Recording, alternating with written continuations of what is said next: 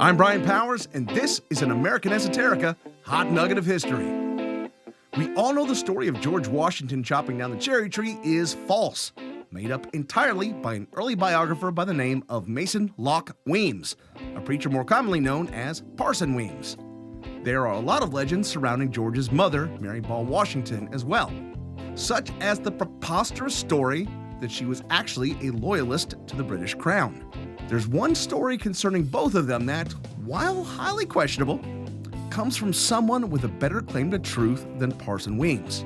George Parke Custis Washington was the adopted son and somehow also the step-grandson of George Washington. And his version of the cherry tree story didn't involve a tree at all. According to him, when St. George Washington was a younger man, his mother had a colt that she loved, even though it couldn't be broken. Maybe she loved its fierce, independent spirit.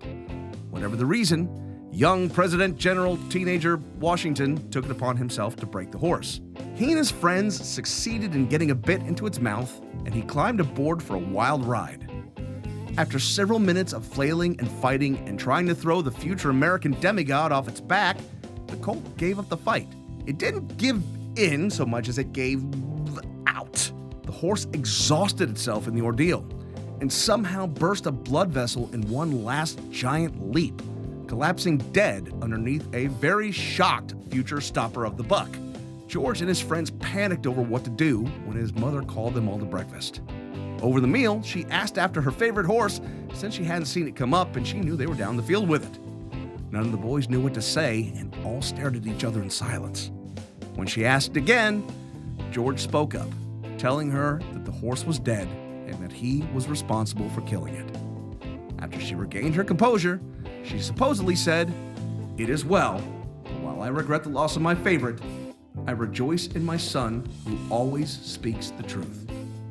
So no to the cherry tree, but maybe yes to a horse? We may never know if the story was true, but it was relayed by George Washington's adopted son. So while we could go on and on about where the evidence leads us, it really would just be a case of beating a, This has been an American Esoterica hot nugget of history.